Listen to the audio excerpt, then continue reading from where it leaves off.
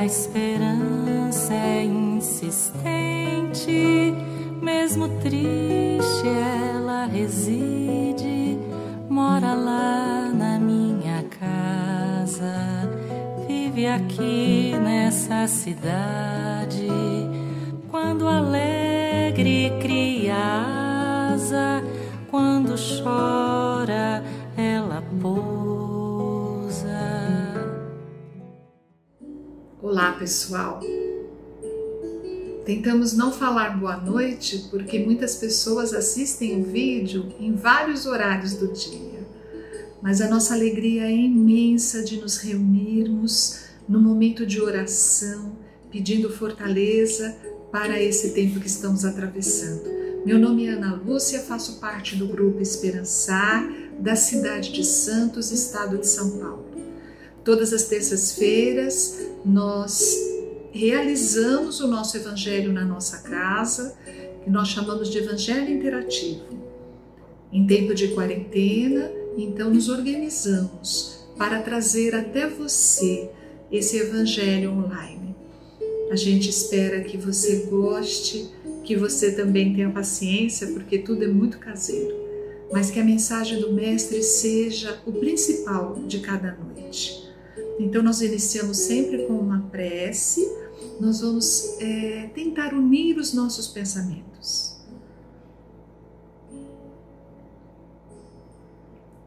Pai amado, de imenso amor e bondade, tem nos apresentado grandes oportunidades para inaugurarmos o reino de Deus aqui na Terra. Nos fez parar, nos isolarmos, buscarmos a nossa essência para entender que é tempo da fraternidade, é tempo do amor, é tempo de despertarmos. Muitas coisas ainda, Senhor, nos falta ter olhos de ver, mas o que estamos presenciando entre a dor e o amor, existe um caminho seguro para esse futuro que tem nos prometido. Nesta noite, Senhor, vamos falar da essência mais pura que trazemos na alma, que é buscar-te através da oração. Nos inspire a cada amigo a tratar deste assunto com a sua maior essência. Que o Senhor esteja conosco e possa fazer um elo de amor a todos os lares que estão conectados a este Evangelho. Muito obrigada, que assim seja. O tema escolhido desta noite é o capítulo 27 do Evangelho segundo o Espiritismo, e ele fala sobre pedir e receber. Então a gente às vezes gosta até de fazer uma brincadeira, né? Muitas pessoas fazem o Evangelho no lar e abrem aleatoriamente. Quando cai esse capítulo é como se fosse um presente. Nossa, pedir e receber, né? Pedir e obterá. Então a gente fica super feliz, nossa, porque sempre a nossa mente, ela está em função do momento, do aqui e agora, quais são as minhas necessidades físicas, reais, e aí caiu isso no capítulo, e muitas vezes é como se um pai estivesse escutando esse apelo do filho e fala, vai, entra na loja e compra o que você quer. E aí a gente vai compreendendo que ele está falando muito mais da essência nossa de espírito. E nós vamos tentar então desdobrar esse tema e muitas outras vezes, né? A nossa compreensão, ela é tímida, acanhada. Nós temos outras pessoas que têm uma capacidade enorme de nos explicar esses capítulos. Mas a gente estudando junto, a gente vai melhorando a nossa percepção.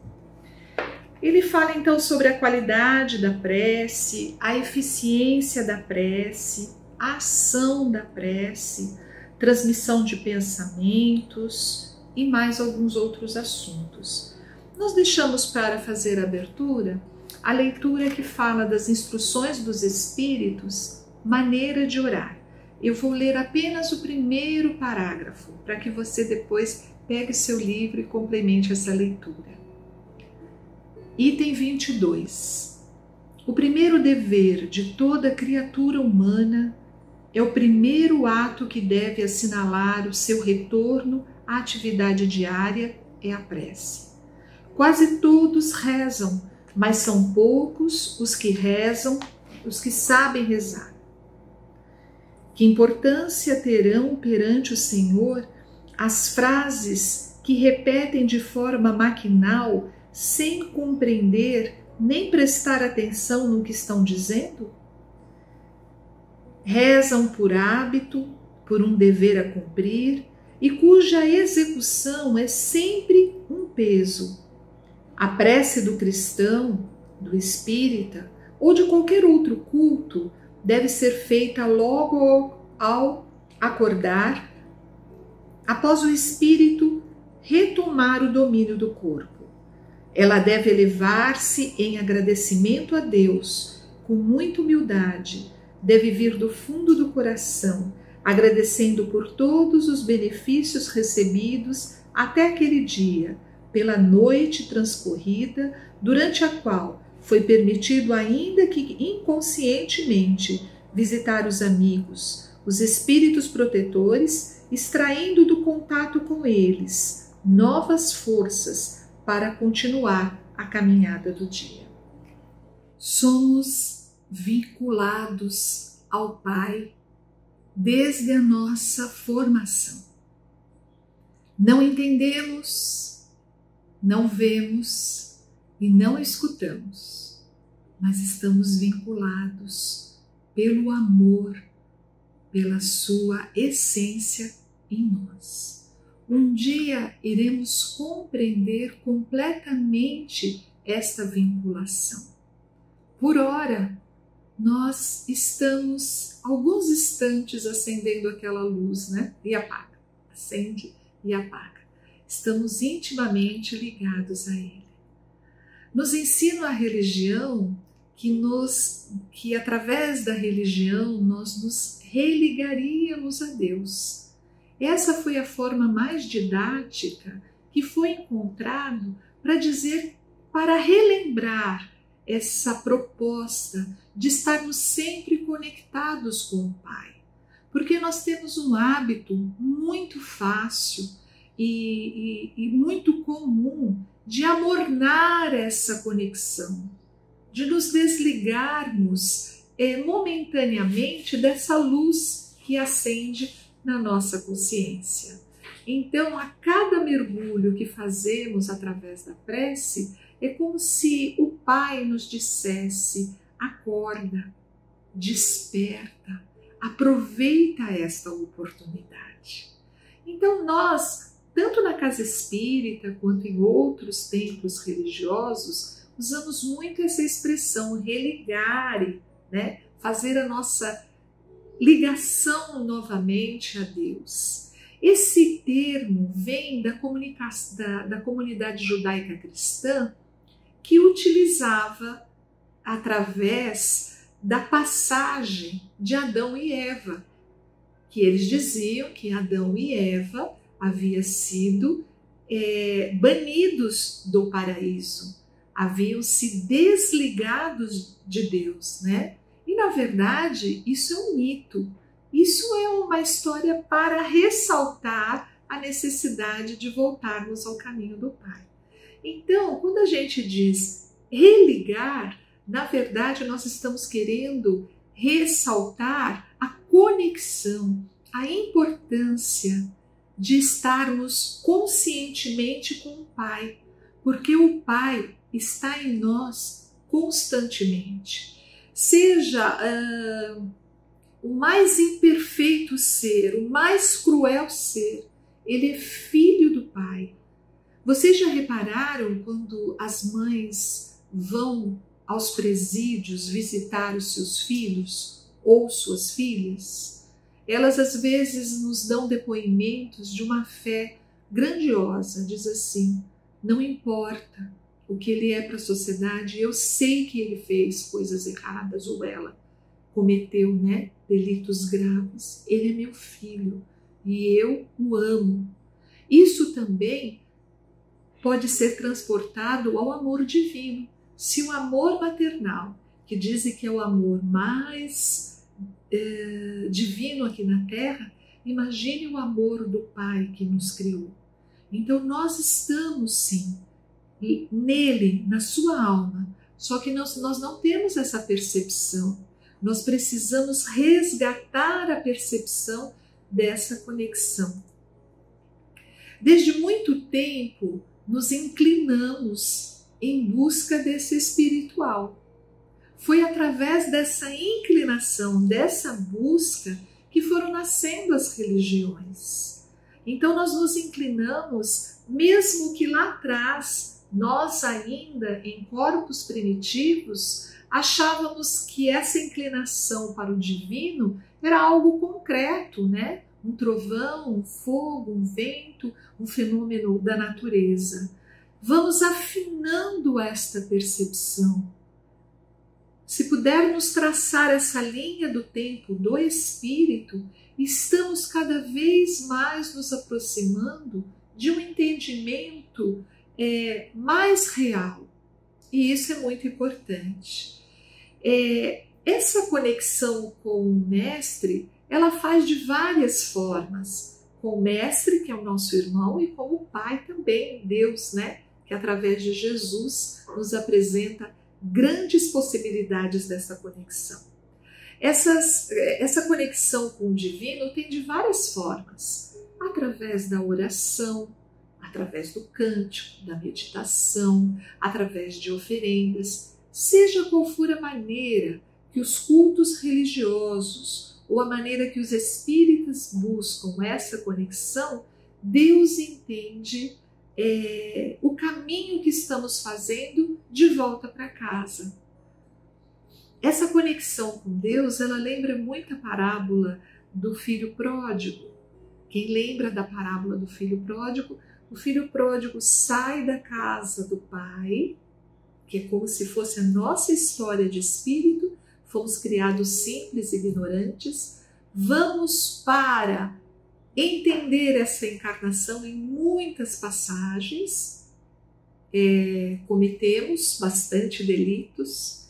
Em algum momento caímos em si. E aí o que acontece? Começamos a fazer o caminho de volta para a casa do Pai. É essa metáfora dessa parábola que nos diz que, dependendo de cada um de nós, ou nós estamos nos afastando da casa do Pai, ou estamos nos aproximando da sua essência.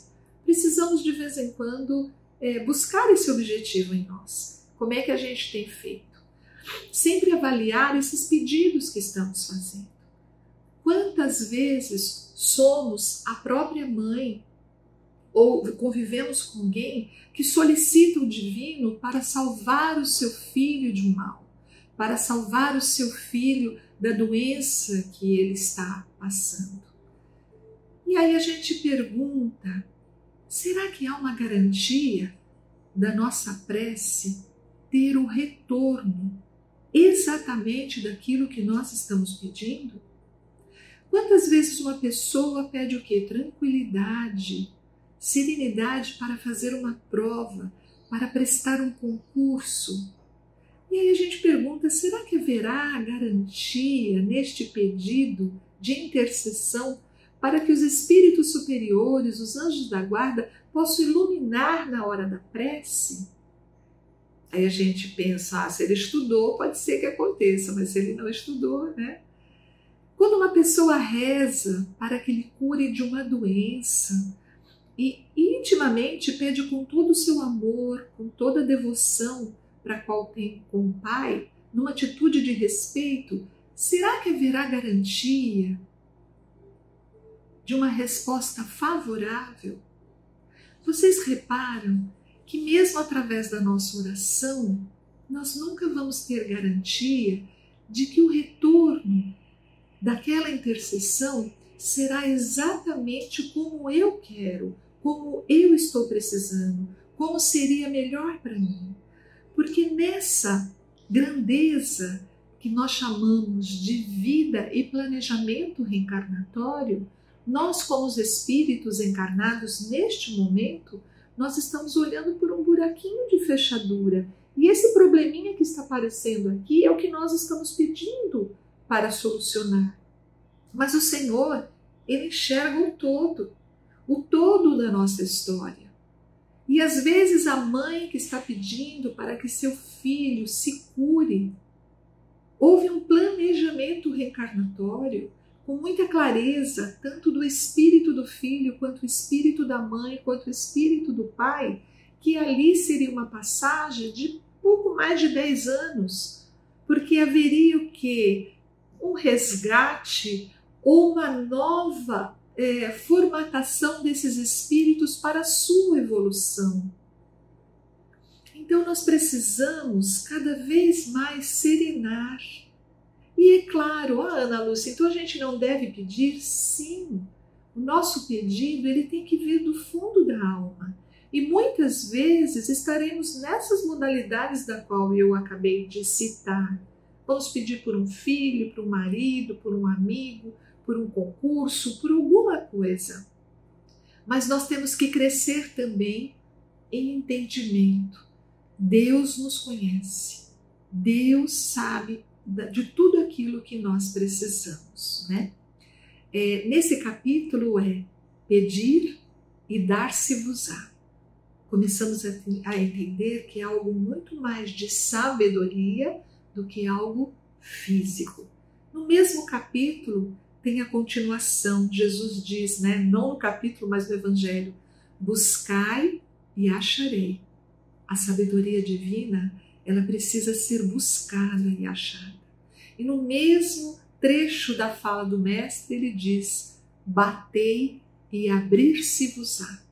Há uma porta nova de entendimento a todos nós. E isso é muito importante a gente ir compreendendo. E hoje eu queria ilustrar com uma pequena história. Há mais de 40 anos, um dirigente de um pequeno centro espírita em Salvador contou essa história. Então, se por acaso você já ouviu essa história, eu queria falar onde nasceu. Há 40 anos atrás, num pequeno centro em Salvador. O dirigente, na palestra, falando a palestra não mais para 40 pessoas, ele conta a história de um padre do interior da Bahia que todos os domingos fazia sua missa com a comunidade local. E como era quase um evento, a igreja lotava. E esse padre, ele tinha uma habilidade espiritual que, ao rezar lá na nave, olhando para todas as pessoas da missa, ele conseguia ver luminosidade em algumas pessoas, algumas um pouco mais aberta à luz, outros mais nebulosa, principalmente no momento da liturgia, da qual ele dizia assim: agora cada um irá falar com Deus, com a sua intimidade vai falar com Deus. Ele pedia que todos fechassem os olhos e falassem cada um do seu modo. E ele reparava que nesse momento, no fundo da igreja, quase todos os domingos, tinha uma luminosidade imensa, muito maior do que qualquer outra pessoa ali da igreja. E ele falou assim: eu preciso saber quem é essa pessoa que ora conosco todos os domingos e apresenta essa luminosidade. Mas todas as vezes que ele terminava a missa, que ele ia tirar a roupa para chegar lá, a pessoa já tinha ido embora. E ele identificava o local onde ela ficava, mas a pessoa ainda ele não tinha conseguido identificar. Certo domingo, estava muito chuvoso e o padre pensou assim: se essa pessoa da iluminação da qual eu vejo vier hoje na igreja, eu vou reconhecer, porque hoje não vão vir tantas pessoas. E foi o que aconteceu. Naquele domingo chuvoso, no momento em que o padre diz assim: vamos orar, cada um ore da sua maneira. ele olha para todo o seu rebanho, né? E ele vê um pouquinho mais na frente um Senhor, onde a luminosidade dele abria um raio enorme. Ele falou, hoje eu falo com ele. Quando terminou a missa, ele sabia que ele não ia conseguir sair com aquela chuva, tirou logo as suas roupas, né, de padre do momento da oração e foi ao encontro dele. Ele encontra o Senhor com o chapéu de palha no colo, esperando a chuva passar. Era uma pessoa da cor negra, já com alguma idade, e ele se aproxima dessa pessoa e fala que estava ali fazendo algumas perguntas, e ele tinha sido escolhido naquela manhã. Então ele perguntou, no momento em que eu peço para as pessoas orarem, eu queria saber como é a sua oração. Você reza o Pai Nosso? É a Ave Maria? É Salve Rainha? Eu queria saber o que você fala. E aí ele repara que aquele moço, aquele senhor já, é um lavrador que trabalha na roça, e ele se apresenta ao padre, o padre logo vê que ele fala com algumas dificuldades o português, é analfabeto. Ele diz que é reconhecido pelos amigos da cidade como Preto Velho. E aí ele diz assim, o senhor quer saber como eu rezo? Sim, ele acabava se explicando sobre essa oração. Ele não tinha nenhuma conotação de palavras bem colocadas, daquela rapidez de pensamento. E aí ele disse, até um pouco envergonhado, ele disse assim, seu padre, o que eu faço na hora que o senhor pede para eu orar, eu coloco meu chapéu na minha perna, eu abaixo a minha cabeça, eu fecho os meus olhos humildemente e digo assim, preste atenção no que esse Senhor fala, pois nessa frase desse Senhor está toda a visão de Deus. Então o Preto Velho disse ao padre, eu fecho os meus olhos e digo assim, Senhor, Preto Velho está aqui. Só isso. E o padre ficou espantado e pediu que ele repetisse. Ele falou, eu digo isso, Senhor, Preto Velho está aqui. Era um espírito de profunda disponibilidade, que não estava ali para pedir ou agradecer ou até fazer uma adoração a Deus. Ele se colocava humildemente como uma criatura para servir o Senhor. Senhor, Preto Velho está aqui, para o que você quiser, para aquilo que tu possas me orientar para fazer. Essa expressão verdadeira e sábia do Preto Velho, ela deve vir muito próximo à nossa estrutura do dia a dia. E nós falarmos assim, Senhor, eu estou aqui. E nos colocarmos à disposição desse trabalho, desse novo reino que está se formando. Mas quando eu me coloco à disposição, eu vou num patamar acima da compreensão do todo. As minhas necessidades, elas ficam em segundo plano. A minha casa, o meu filho, a minha prova. Não, Senhor, eu estou aqui. Me intua, me inspire, aonde eu posso te ajudar. Vocês já repararam aquele amigo, aquele ente querido que tem essa disponibilidade?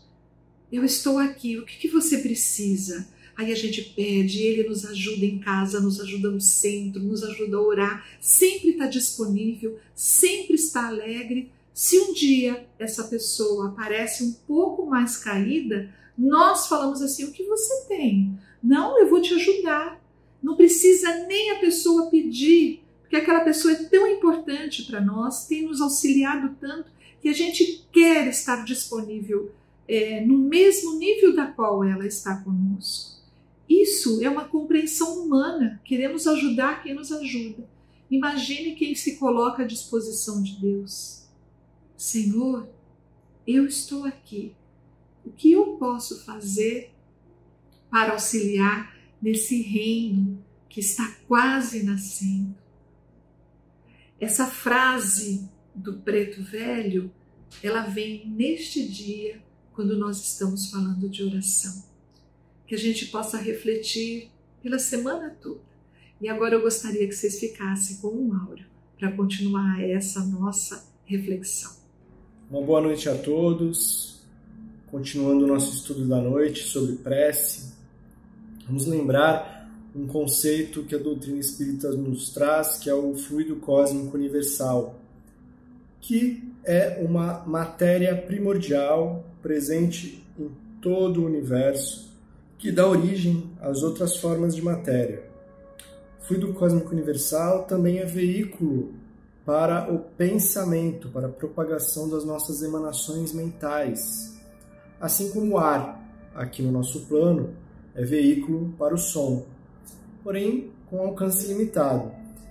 Já o nosso pensamento, impulsionado pela nossa vontade, sendo levado pelo fluido cósmico universal, pode atingir distâncias incomensuráveis. Tudo a depender da potência mental do emissor, da vontade que ele imprime a este pensamento.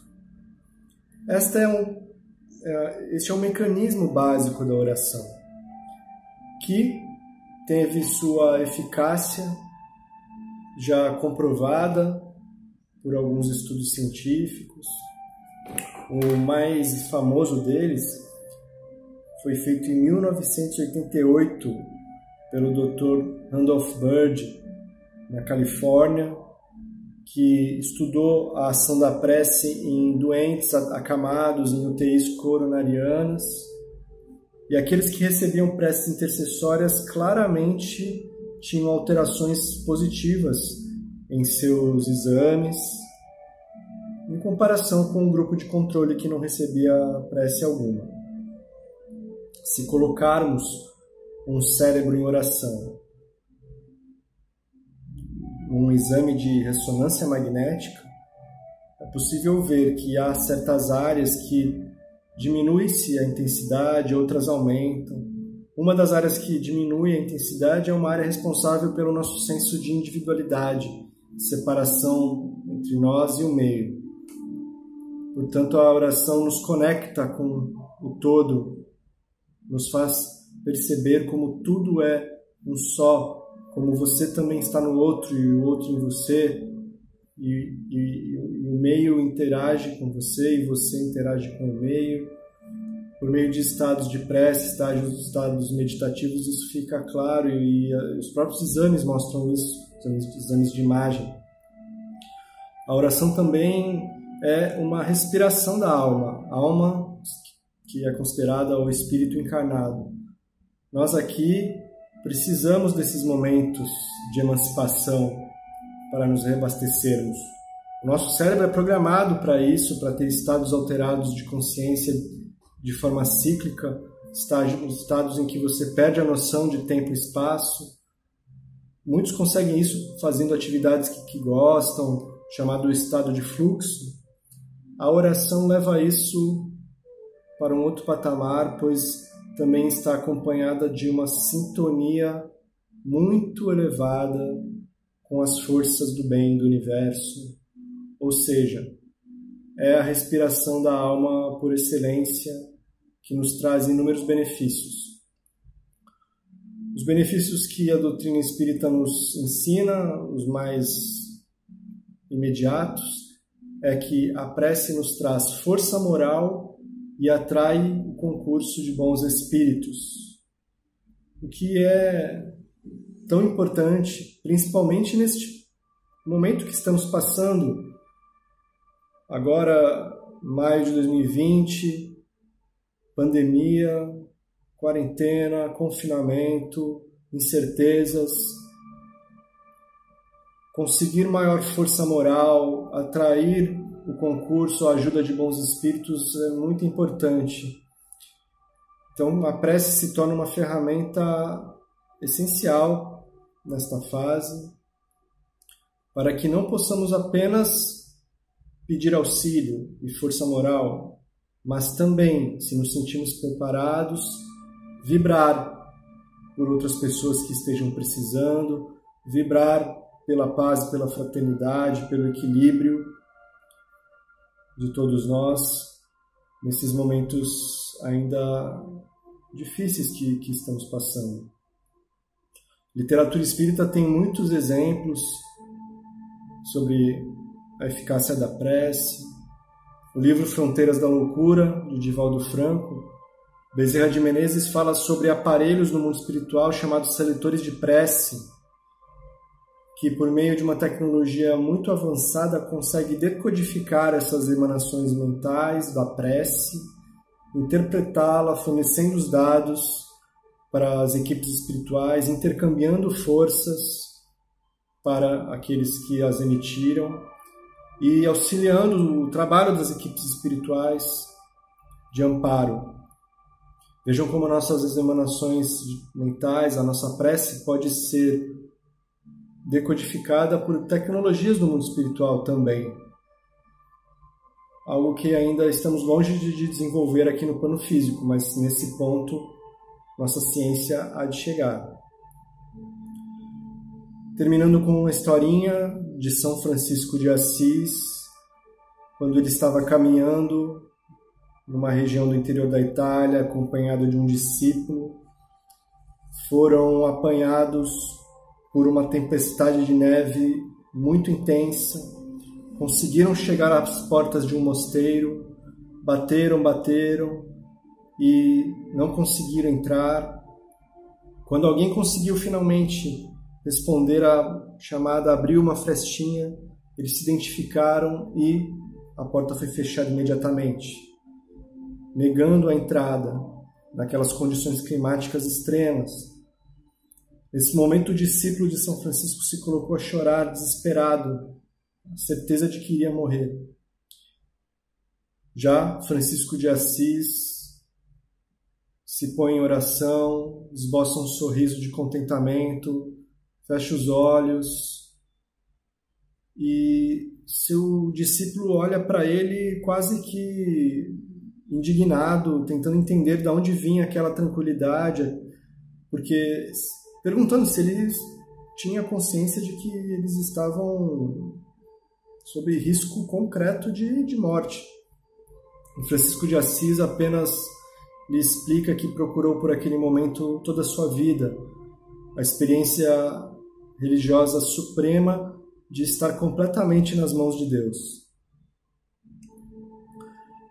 E todos nós estamos passando por um momento em que precisamos nos colocar nas mãos de Deus, nas mãos da providência divina, confiar nos desígnios desta inteligência suprema e perfeita que governa o universo, para que possamos nos tranquilizar, nos acalmar e utilizar a oração muito neste período, quando precisarmos nos abastecer de forças, de fé, de coragem para continuar.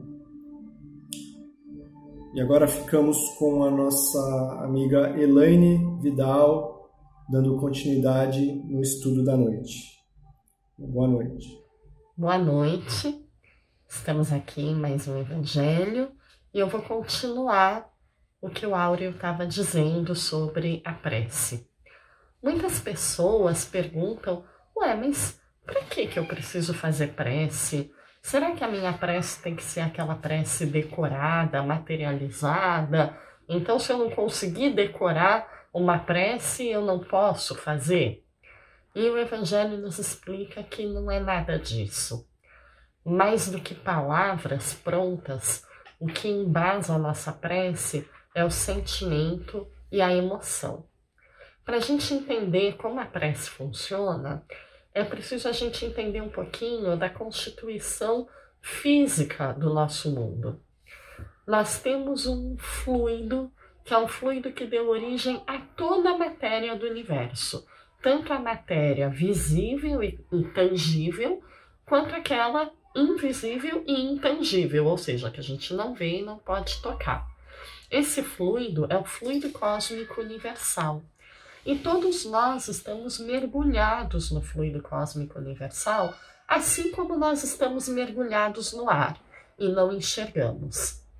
E assim como o ar transporta o som, a luz, as ondas eletromagnéticas, e a gente não entende, né? Como é que um vídeo gravado está chegando aqui na minha casa e a gente não pode ver, mas a gente entende que é porque houve esse transporte? Da mesma forma ocorre com a prece. O que transporta os nossos pensamentos é o fluido cósmico universal. Então a gente não vê, a gente não entende, mas aquela minha vontade, aquela minha intenção, ela é transportada pelo fluido cósmico universal e aí ela chega à pessoa por quem eu estou fazendo a prece ou a pessoa para quem eu estou fazendo a prece. Então, por exemplo, se eu faço uma prece para Jesus, para espíritos que eu admiro, para espíritos familiares, o meu pensamento vai chegar até eles? Sim, vai chegar, transportado pelo fluido cósmico universal. E esses grandes espíritos, tal como Jesus, aqueles que foram santificados pela Igreja Católica, ou as grandes figuras da doutrina espírita e de outras religiões, eles são espíritos tão iluminados e de tanta potência criativa e realizadora que eles agregam em torno de si uma pleiade, ou seja, um conjunto de outros espíritos de luz que se encarregam de analisar e executar e amparar, atendendo os pedidos das preces que chegam até eles. Então, a prece é uma forma da gente transportar o nosso pensamento para os espíritos com quem nós queremos estar. Por exemplo, se for um espírito que acabou de desencarnar, no momento que eu faço uma prece por ele, o meu pensamento chega até ele, o ampara, o alimenta. Então, que pensamento eu vou mandar? Que eu mande mensagens para ele de esperança, de renovação, de força. Se eu estou fazendo a prece por outra pessoa que está encarnada ainda aqui na Terra, eu consigo conectar o meu pensamento a ela. Por que às vezes acontece, a gente fala assim, nossa, pensei em você hoje. E aí a pessoa te liga. É uma conexão do pensamento, né? Por que, nossa, eu sonhei com aquela pessoa, a pessoa me procurou. De alguma forma nós nos conectamos. E através da prece, a gente escolhe com quem a gente quer se conectar.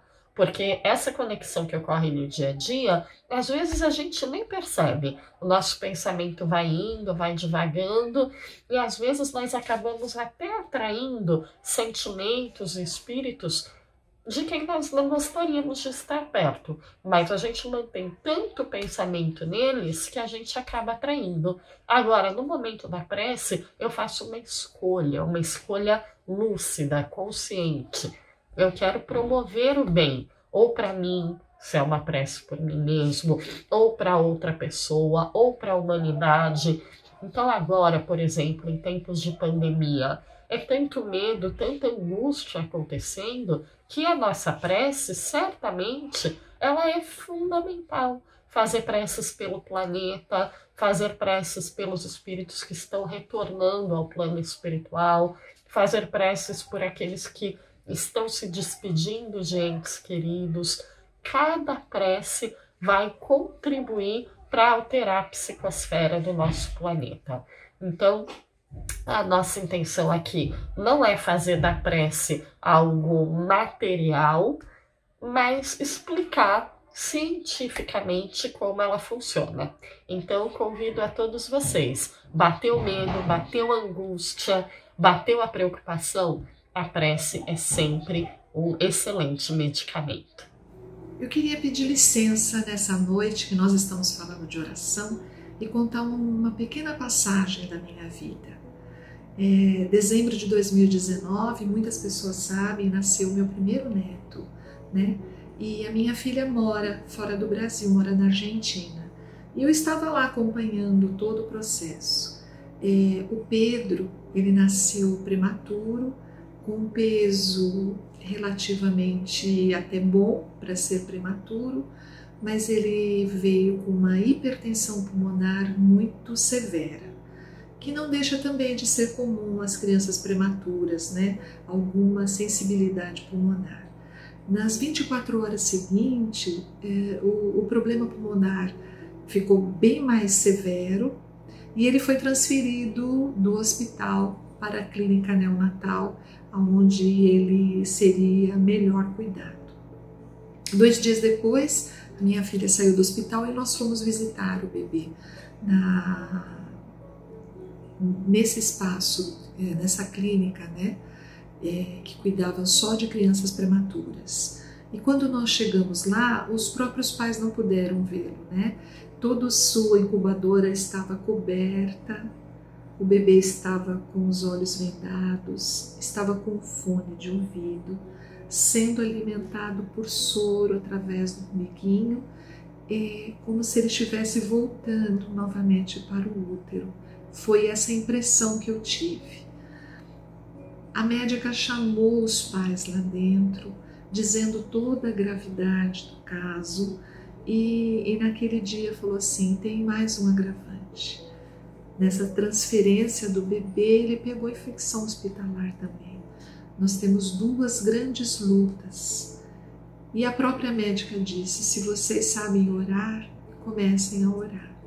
Essa foi a resposta que nós tivemos quando a minha filha saiu de dentro da UTI dos bebês. Ela disse isso.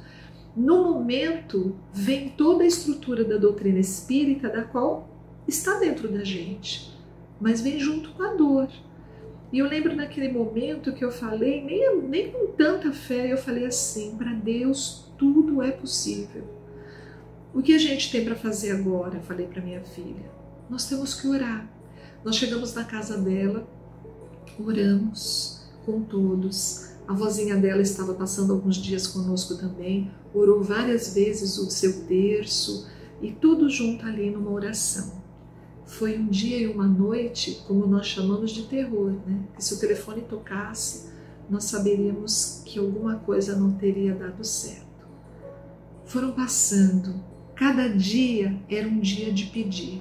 E aí, quando eu sair da clínica, eu já liguei para o seu Jorge, liguei para os amigos da casa: comecem a orar, a situação é muito grave.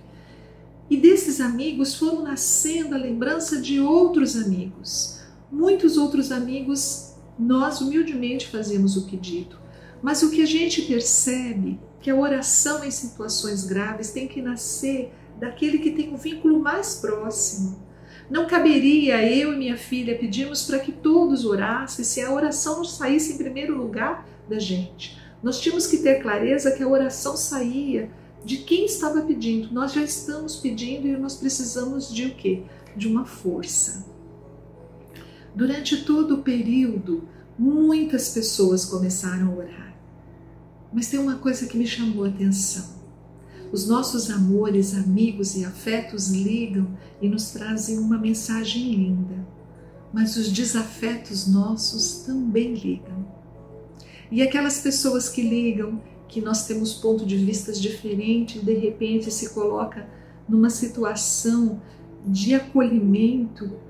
Eu reparei que naquele momento nenhum problema, nenhuma mágoa poderia ser maior do que aquele ato de se colocar à disposição do amor e da oração.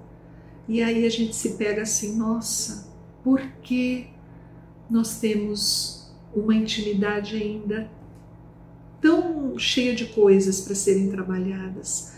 Porque os desafetos se tornaram afetos nossos, uma gratidão imensa por todos que oraram. Durante o processo que estávamos vivendo, nós não sabíamos o que iria acontecer. Se seria o momento desse espírito, que é o Pedrinho, voltar para o plano espiritual, ou ficar conosco. E se ficasse conosco, se teria alguma sequela. Nós não sabíamos nada, mas era importante ter a clareza de todas essas manifestações que poderiam acontecer. Mas nesse momento, você escolhe o caminho que você quer. Eu quero pedir para Deus para que deixe essa criança conosco, para que ele volte a respirar. O nosso objetivo do nosso pedido é importante. Senão a gente fala assim, sei lá, né? É claro que a gente coloca, Senhor, o Senhor sabe o que faz, que a sua vontade seja soberana. Mas nós, como espíritos encarnados, nós podemos ter uma clareza do nosso pedido. E nós começamos a pedir, a pedir, a pedir. No quarto dia, quando nós chegamos lá, ele continuava ainda nesse ambiente todo escuro, sem som, sem nada. A médica disse assim, essa noite eu arrisquei, eu tirei o respirador que ele estava e coloquei um mais potente. Eu sei que nós estávamos arriscando, mas ele se deu bem. O ar está indo com maior amplitude. Aí eu olho para minha filha e falo, isso é inspiração já de Deus. Vamos continuar.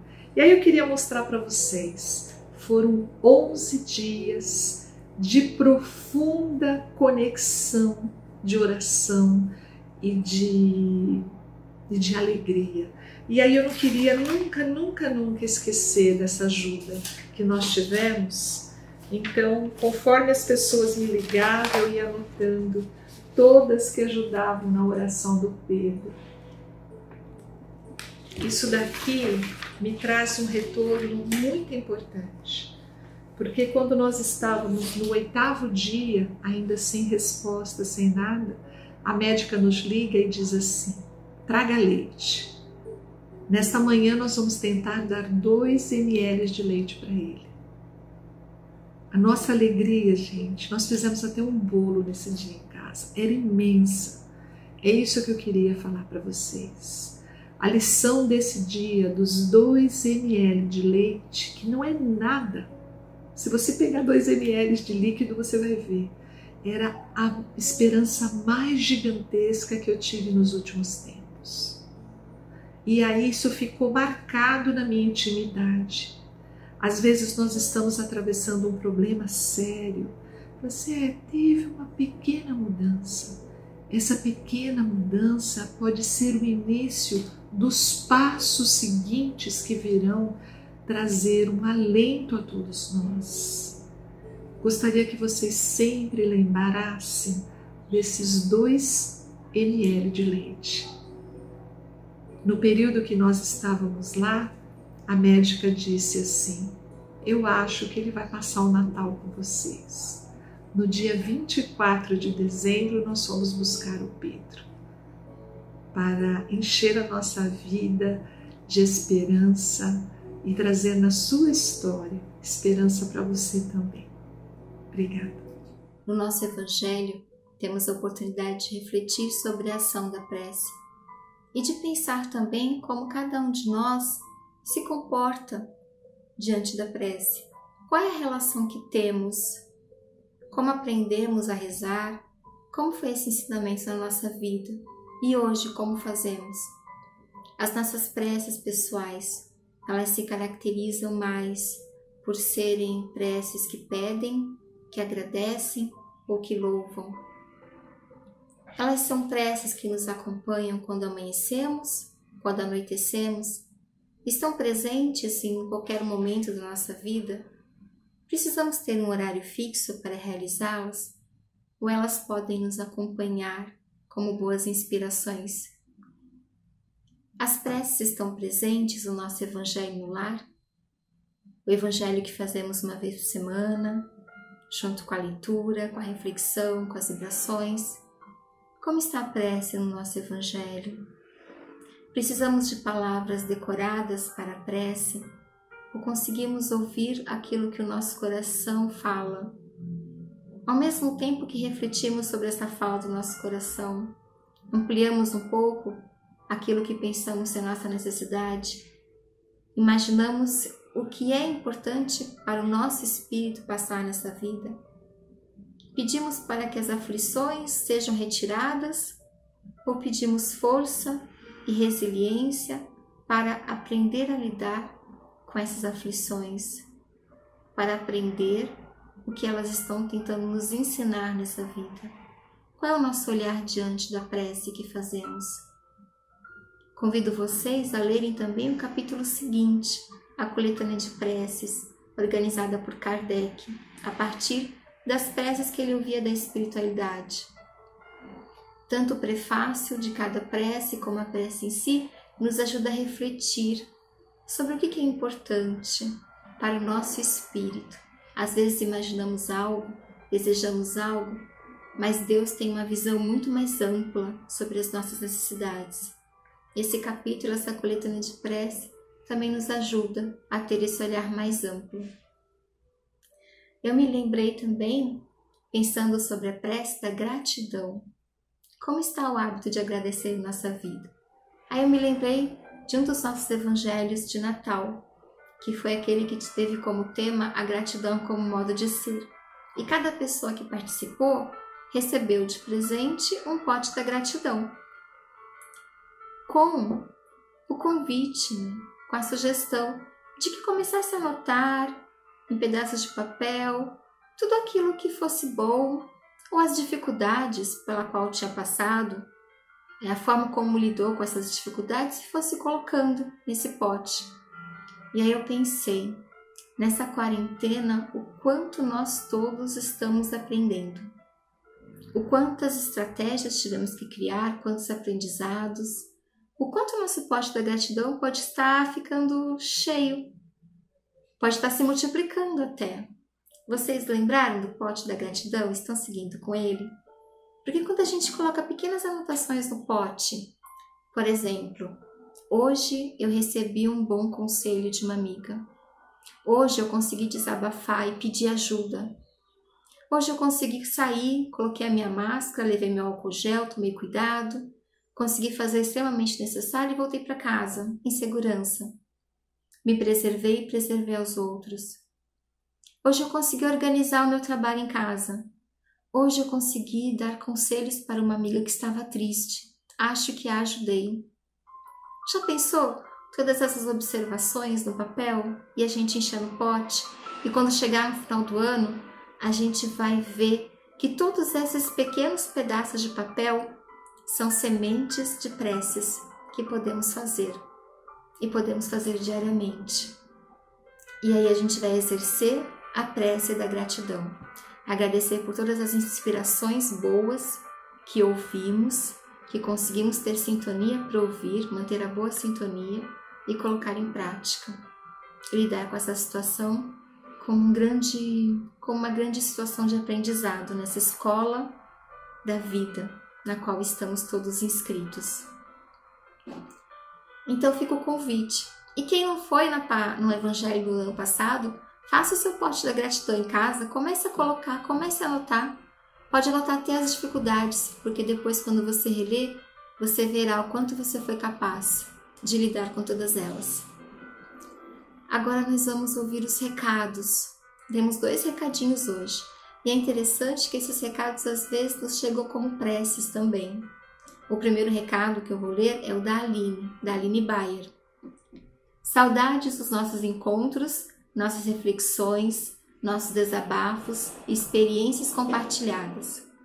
Das nossas risadas, choros de emoção e principalmente do ambiente de carinho, aprendizado, acolhimento e amor que sentimos no Esperançar.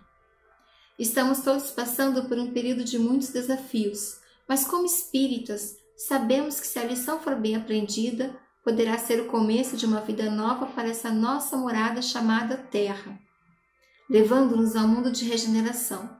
Sejamos valentes, unidos e que possamos nos multiplicar, ajudando a quem pudermos, seja materialmente, seja com palavras de esperança e força.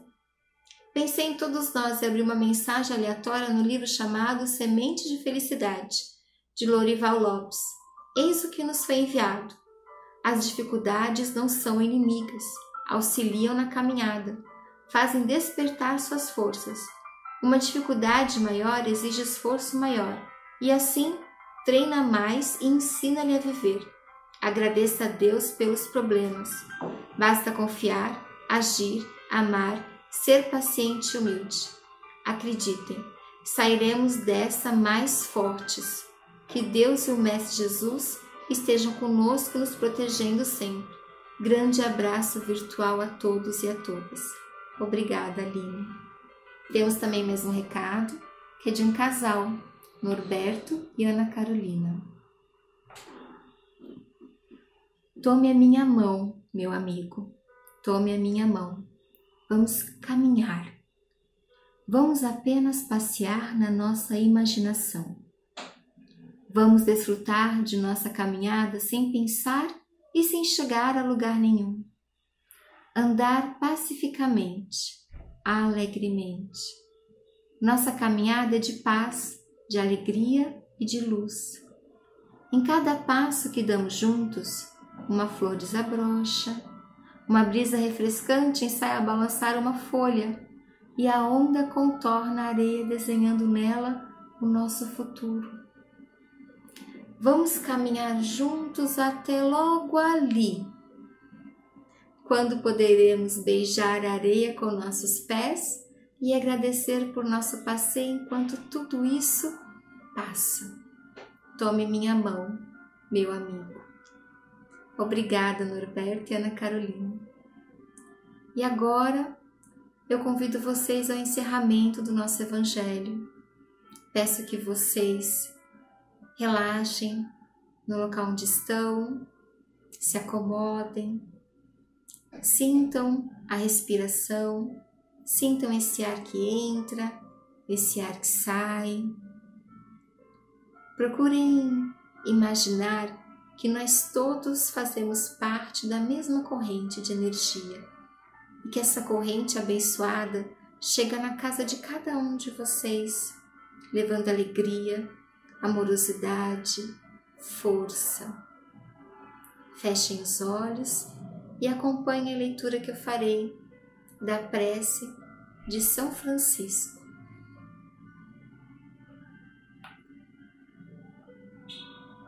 Senhor, fazei-me instrumento de vossa paz. Onde houver ódio, que eu leve o amor. Onde houver ofensa, que eu leve o perdão. Onde houver discórdia, que eu leve a união. Onde houver dúvida, que eu leve a fé.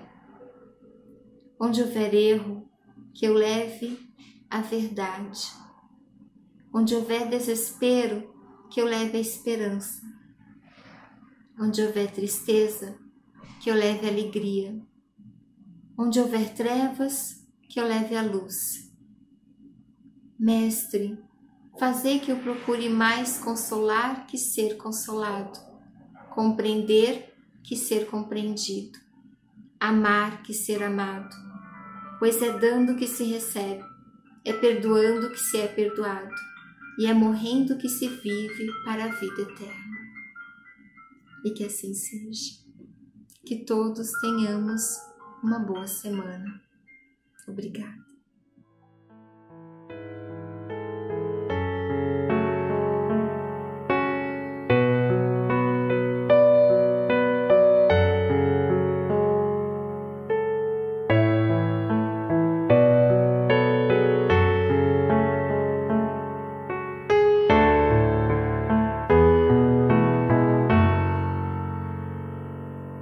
Senhor,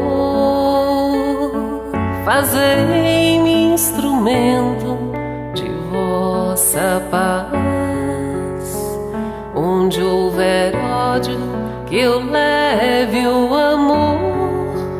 Onde houver ofensa, que eu leve o perdão. Onde houver discórdia, que eu leve a união. Onde houver dúvida, que eu leve a fé.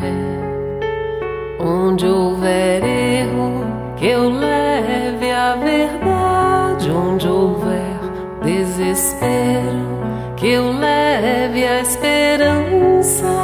Onde houver tristeza, que eu leve a alegria. Onde houver trevas, que eu leve a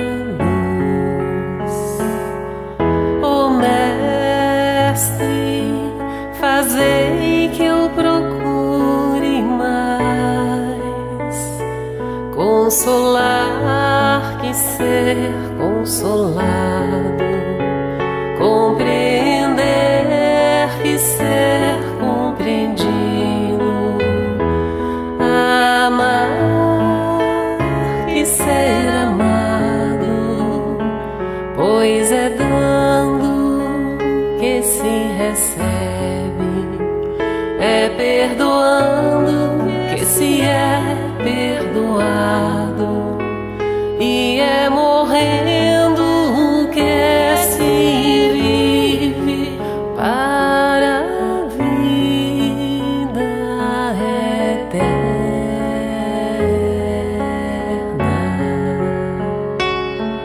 Ó Mestre, fazei que eu procure mais